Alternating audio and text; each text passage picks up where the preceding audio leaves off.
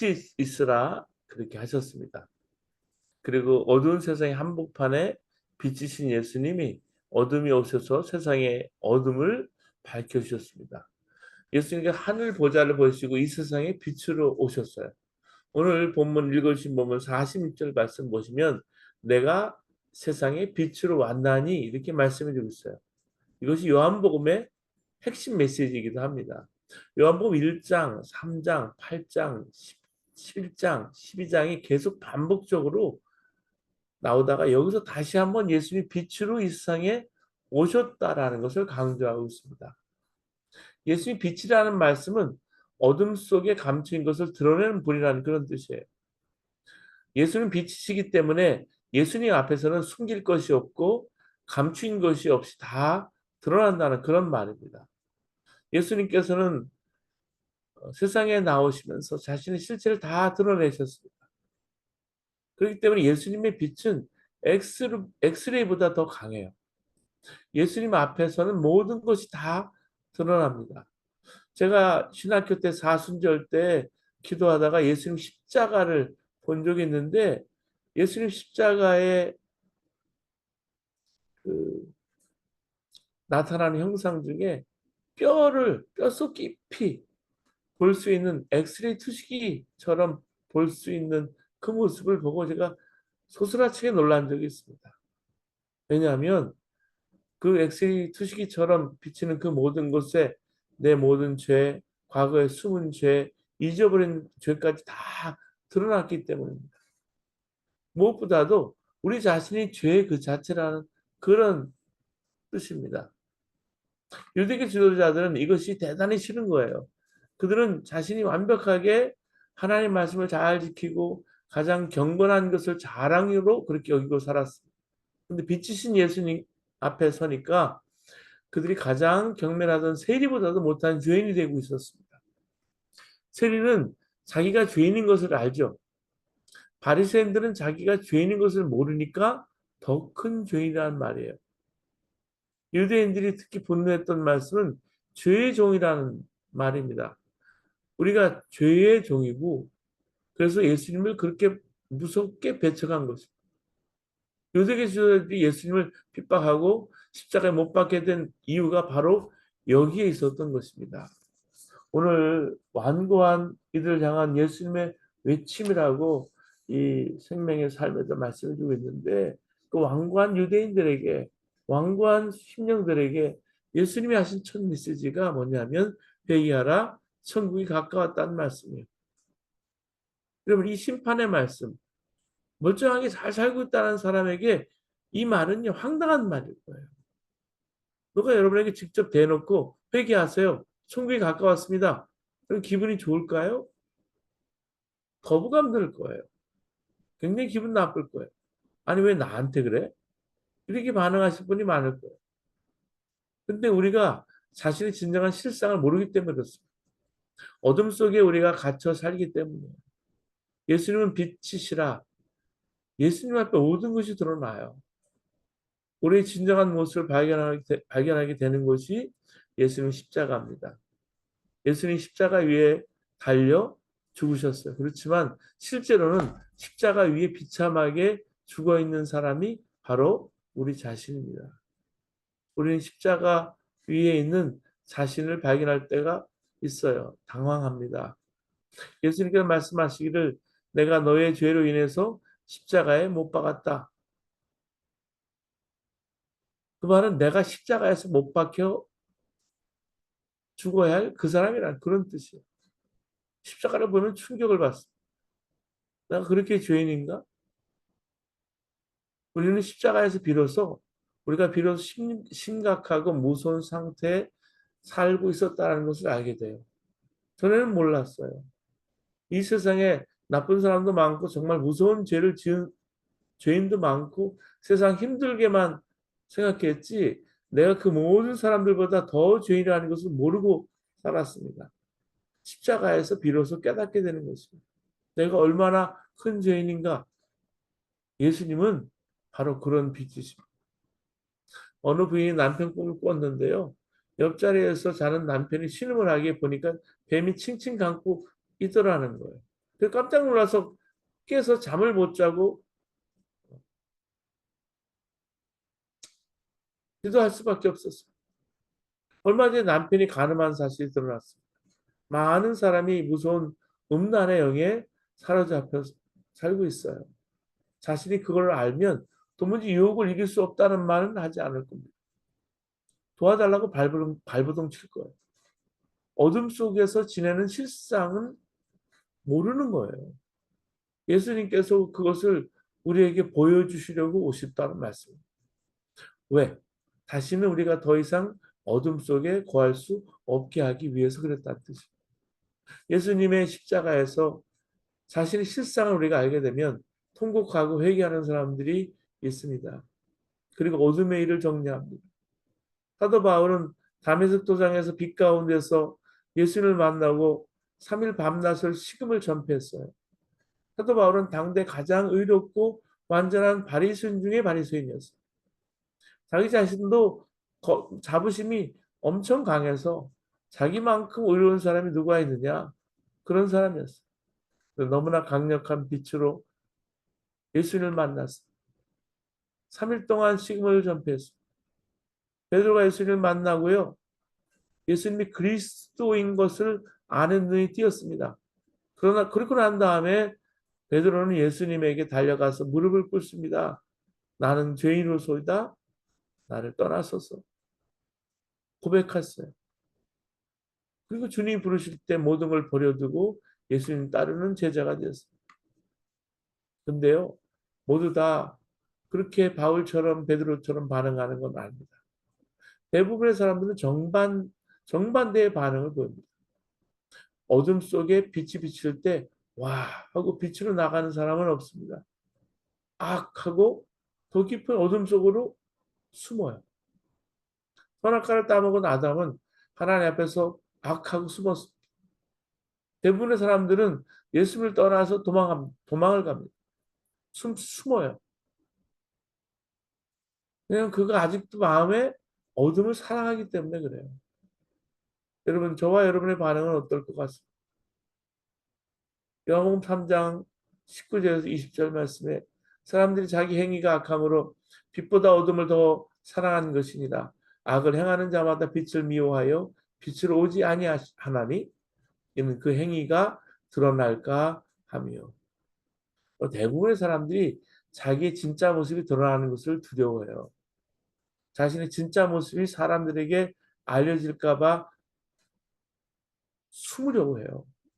이런 사람들은 예수님을 정말 믿는 게 아닙니다. 그래서 유대교 지도자들이 예수를 십자가에 못 박으려고 한 거예요. 그들은 완악했어요. 예수님께서 자신들을 심판하려 하신다고 그래서 느꼈어요. 자기 죄를 그대로 다 드러내는 것 심판을 받는 느낌이었다는 것이죠. 그러나 예수님께서는 심판하려고 그들을 어둠을 드러내시는 것이 아니라고 하셨어요. 그들에게 말씀하시기를 나의 말을 듣고 지키지 아니할지라도 저를 심판하지 아니하리라.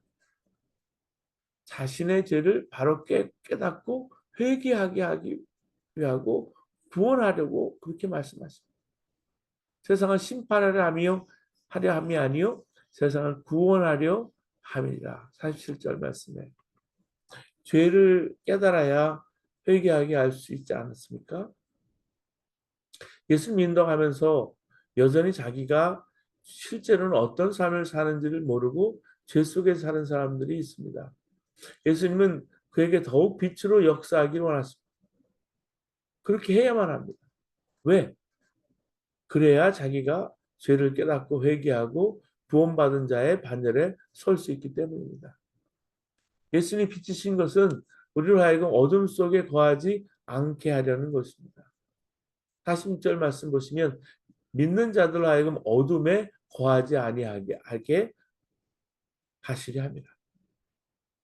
예수님은 우리를 심판하시는 분이 아니지만 심판이 없다는 말은 아닙니다. 48절 말씀에 마지막 날에 그를 심판할 것은 나의 말이라 그렇게 하셨어요. 여러분 이 말씀을 잘 보시기 바랍니다. 예수님께 심판하지 않으신다고 해놓고 갑자기 48절에 내 말이 그를 심판하실 것이라고 말씀하셨을까? 이 말씀을 잘 이해해 보시기 바랍니다. 우리가 전도할 때 복음 메시지를 짧게 전하는 경우도 있어요. 어떤 사람은 예수 천당 불신지옥 하고 전도하기도 해요. 불신자들이 가장 거부감을 갖는 메시지가 예수 천당 불신지옥 지하철에서 길거리에서 그렇게 하는 거예요. 마치 예수님께서 믿는 사람은 천당 가게 하고 안 믿는 사람은 지옥 가게 하시는 것처럼 그렇게 들리기도 합니다. 사실은 이 메시지를 정확하게 이해하지 못하기 때문입니다. 듣는 사람들. 예수님은 누구도 지옥 가게 하시는 분이 아니에요. 그럼 왜 예수님을 안 믿으면 지옥 간다고 하는 것일까요? 엄밀히 말하면 예수님을 안 믿어서 지옥 가는 게 아니고요. 원래 지옥 가게 되어 있기 때문입니다. 그래서 지옥 가는 거예요. 여기서 2장 3절에 우리는 본질상 진노의 자녀이었다라고 말씀해 주고 있습니다. 우리가 본래 지옥 가게 되어 있다는 말이에요. 지옥 가려면 어떻게 해야 합니까? 아무것도 하지 않고 가만히 있으면 되는 거예요. 가만히 있으면. 여러분 급류에 휩쓸려 떠내려간 사람에게 밧줄을 던졌을 때 그가 죽으려면 어떻게 하면 될까요? 밧줄을 붙잡지 않으면 되는 거예요. 가만히 있으면 죽는 거예요. 우리를 지옥에서 건져줄 밧줄이 뭘까요? 예수님께서 말씀하신 복음입니다. 그래서 주님의 말이 심판한다고 하는 거예요. 우리는 예수님을 영접해서 구원받고 빛 가운데 살게 됐습니다. 근데 안타까운 것은 예수님을 영접하고도 여전히 어둠의 그 유혹에 흔들리는 이들이 있다는 겁니다. 우리가 사는 세상에 어둠 일들이 내가 유혹이 되는 사람이 있어요. 여러분, 제가 그랬습니다. 제가 예수 영접하기 전에 지난 날을 돌아보면 정말 부끄러웠어요. 어둠 그 자체였어요. 신학교를 졸업하고 목회를 나갔을 때 첫 목회지 교인들을 보기가 부끄러웠어요. 목사로 살았지만 전도사로 살았지만 캄캄한 어둠 속에 산 거예요. 근데 지금 예수님 예수 그리스도를 만나고 알고 빛 가운데 있습니다. 처음에는 어색하기도 했어요. 때때로 빛 대신 예수님과 함께 산다라는 거, 함께 한다는 거 힘들게 느껴질 때가 있습니다. 어둠의 유혹에 넘어지기도 해요. 육체를 가지고 있기 때문에. 그때 알았어요. 나는 더 이상 어둠의 삶을 살 수 없다. 더 이상 쾌락이 아니에요. 견딜 수 없는 고통이에요. 시편 50편 11절 12절에 나를 주 앞에서 쫓아내지 마시며 주의 성령을 내게서 거두지 마소서. 주의 구원의 즐거움을 내게 회복시켜 주시고 자원하는 심령을 주사 나를 붙드소서. 그럼 성령님의 친밀한 교제를 내가 경험하고 난 다음에는 그 성령님과 친밀한 교제가 끊어지지 않습니다. 그때 가서 경험해 보면 죽는 것보다 더 고통스러운 거예요. 성령님이 더 이상 내게 말씀하지 않으시고 내가 성령님과 교제의 기쁨을 누릴 수 없다고 생각되는 것이 정말 죽는 것보다 더 힘든 거예요. 정말 하나님 앞에 통곡을 하면서 회개하고 기도합니다. 하나님, 제게 다시 성령의 감동을 회복시켜 주십시오. 다시 했던 기도가 내 기도가 되는 거예요. 옛날로 결국 돌아서서는 안 되고 돌아가고 싶지 않은 거예요. 예수님은 자꾸 빛 가운데 나오라고 하십니다. 예수를 믿고도 여전히 어둠의 유혹을 받으시는 분은 영적인 싸움의 기도를 해야 합니다. 에베소 6장 12절에 우리의 씨름은 혈과 육을 상대하는 것이 아니요 통치자들과 권세자들과 이 어둠의 세상 주관자들과 하늘에 있는 악의 영들을 상대합니다. 에베소 6장 12절 말씀. 여러분 잘 알아야 됩니다. 지금 이 세상이 그냥 어두운 게 아니에요. 어둠의 세상 주관자들이 사람을 영적으로 미혹을 해서 자기 종으로 삼고 있는 거예요. 그래서 성도는 성령님을 받아 예수 믿는 성도는 성령님을 받아야 돼. 그리고 매 순간 성령을 의지하고 삶을 사는 거야. 오직 성령이 너에게 임하시면 너희가 권능을 받고 예루살렘과 온 유대와 사마리아와 땅 끝까지 이르러 내 증인이 되리라 하시니라. 사도행전 1장 18절, 1장 8절 말씀. 그렇기 때문에 이 말씀은 성령의 증인으로 살아라. 성령의 능력으로 살아라. 어둠의 세상 주관들과 싸우고 살아야 돼. 어둠의 영이 얼마나 강하게 역사합니까? 성령의 권능이 아니면 우리는 빛 가운데 살 수 없습니다. 여러분 바빠서 피곤해서 기도 못한다는 말 말아야 합니다. 바쁜 것도 피곤한 것도 아니에요. 단 영적으로 어둠 속에 정신을 못 차리는 겁니다. 영적인 눈이 뜨이지 않아서 그런 거예요.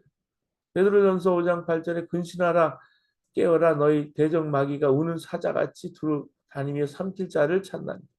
마귀가 우는 사자처럼 구원받은 자도 넘어뜨려고 우리 주위를 으르렁거리고 돌아다니고 있다라고 했습니다.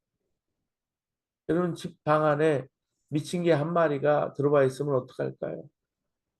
바쁘고 피곤해서 그대로 두고 잠잘 수 있을까요? 아이들이 학교 가는데 미친 개 한 마리가 따라가면 잘 갔다 오너라 보내고 태연히 집안으로 돌아가서 집안일 할 수 있을까요? 결코 그렇게 하지 않은 우는 사자처럼 우리 아이들을 삼키려고 마귀가 역사한다는 것을 진짜 알고 나면 바쁘다, 피곤하다는 것이 기도를 하지 못하는 핑계가 안 돼요. 우리가 살고 있는 세상이 여러분 어둠의 세상입니다. 부부가 서로 어둠의 권세의 유혹을 받고 살고 있어요. 우리 자녀들이 지금 곳곳에서 어둠의 유혹을 받고 살고 있다는 말이에요. 요한복음 12장 35절에 36절에 예수께서 이르시되 아직 잠시 동안 빛이 어둠 너희 중에 있으니 빛이 있을 동안에 다녀 어둠에 붙잡히지 않게 하라. 어둠에 다니는 자는 그 가는 곳을 알지 못합니다. 너희에게 아직 빛이 있을 동안에 빛을 믿으라. 그러면 빛의 아들이 되리라. 예수님께서 이 말씀을 하시고 그들을 떠나가서 숨으시니라 말씀해 주고 있습니다. 어둠에 붙잡히지 않게 하라. 명심해야 될 말씀. 실제로 어둠에 붙잡혀 사는 사람이 많아요. 항상 영적으로 깨어 있어서 빛 가운데 살지 않으면 어둠에 사로잡혀요. 여러분 주님의 말씀에 귀를 기울여야 합니다. 로마서 13장 11절 14절은 말합니다. 너희가 자다가 깰 때가 벌써 되었으니 밤이 깊고 낮이 가까웠으니 그러므로 우리가 어둠의 일을 벗고 빛의 갑옷을 입자. 방탕하거나 술 취하지 말며 음란하거나 호색하지 말며 다투거나 시기하지 말고 오직 주 예수 그리스도를 옷 입고 정욕을 위하여 육신의 일을 도모하지 말라. 사랑하는 여러분, 숨기고 감추고 누리고 사는 복음은 없어요. 그것은 어둠 속에 사는 방식이기 때문입니다. 결코 해결책이 못 돼요. 오히려 두려운 거예요. 바리새인들이 예수를 보고도 빛을 경험하지 못한 이유는 자신들의 죄를 감추려고 하고 숨기려고만 했기 때문에요. 완악한 거예요. 여러분 드러나야 할 것이 있다면 지금 드러나야. 다시 한번 우리 안에 빛으로 역사해 주셔야 합니다. 이제 사순절이 다가옵니다. 그래서 우리도 모르게 어둠에 묶여 있는 것이 있다면 드러나야 하는 거예요. 자신의 진정한 모습을 외면하면 안 됩니다. 우리 진정한 모습은 하나님 앞에서 밝혀집니다. 이것 때문에 깜짝 놀라게 되는 거예요. 그러므로 우리는 여기서 지금 우리 자신의 진정한 모습 볼 줄 알아요. 하나님께서도 숨김없이 드러내셨어요. 예수님의 족보를 보세요. 지난번에도 말씀 나눴듯이 기생 라합이 나오죠. 또 며느리 다말과 시아버지 유다가 관계를 맺는 일이 나오죠. 다윗과 바세바의 간음 사건이 나오죠. 하나님은 여러분 성경 말씀에라도 그것을 숨기지 않으셨어요. 다 드러내셨어요. 왜 그렇게 하셨어요? 누구도 과거 때문에 두려워하지 않게 하려 하신 거예요. 예수님은 빛이십니다. 빛 가운데 사는 사람은 밝은 사람이에요. 야, 저 사람은 밝아 보여. 라는 것은요, 빛 가운데 사는 모습이 드러나는 거예요. 결코 내재하며 살지 않아요. 빛 가운데서 죄를 깨닫는 동시에 죄인인 자신에게 보여주는 폭포수 같은 하나님의 사랑을 깨닫기 때문에, 그렇기 때문에 기쁨과 사랑이 충만한 밝은 사람이 되는 거예요. 여러분, 어제는 발렌타인데이였는데, 해피 발렌타인 하고 인사를 하죠. 사랑으로, 기쁨으로 충만하자는 거예요. 힘들고 어려워도 그래서 걸어갈 수 있는 거예요. 걸을 수 있는 거예요. 예수님이 우리를 빛으로 이끌어내시려고 하는 것은 진짜 행복이 무엇인지, 정말 사랑이 무엇인지 경험하게 해주시는 거예요. 다시 어둠 속으로 돌아가는 것은 끔찍한 일이에요. 세계적인 전도자의 설교자인 무디의 각오는 너무나도 초라했어요. 그런 초등학교 졸업이 학력 전부였어요. 친구들에게도 놀림을 받았습니다. 너처럼 희망이 없는 사람이 또 있을까? 네가 우리 친구라는 게 부끄럽다. 그래서 무디는 늘 고백했습니다. 교회에서도 주목을 받지 못했어. 성경도 제대로 찾지 못했고 교학교 생활에도 제대로 적응하지 못했습니다. 신학을 공부하려고 찾은 성경학교 입학도 거절당했어. 그 이유는 신앙교육이 미흡하고 학교 생활을 감당할 준비가 되어 있지 않았다는 겁니다. 그러나 그는 그것을 부끄러워하며 열등감에 살지 않았습니다. 빛이신 예수님을 알았기 때문에 예수님과 동행하며 살았습니다. 누가 그를 흉보면 그는 당당하게 자신의 실상을 시인했습니다. 그러나 문제가 되지 않았습니다. 이제는 예수님의 빛으로 사는 자이기 때문에 하나님께서 이 무리를 들어 쓰시기 시작했습니다. 그는 19세기 미국을 변화시키는 위대한 전도자가 되었습니다. 사랑하는 여러분, 예수님은 빛으로 세상에 오셨습니다. 우리 인생을 완전히 뜯어 고치시는 분이에요. 여전히 유혹이 되십니까? 오늘 다시 한번 빛이신 주님 앞에 나오시기 바랍니다. 사랑하는 여러분, 여전히 어두운 것이 유혹이 됩니까? 그렇다면 빛으로 오신 예수님 앞에 나아갑시다. 이 기적이 저 여러분 마음을 다시 한번 뜨겁게 일으키실 것입니다. 이 시간 빛으로 오신 주님 앞에 서서 빛으로 역사해 주시는 저와 여러분 삶 되시기를 주님의 이름으로 축원합니다. 함께 여러분 기도하시겠습니다. 주님,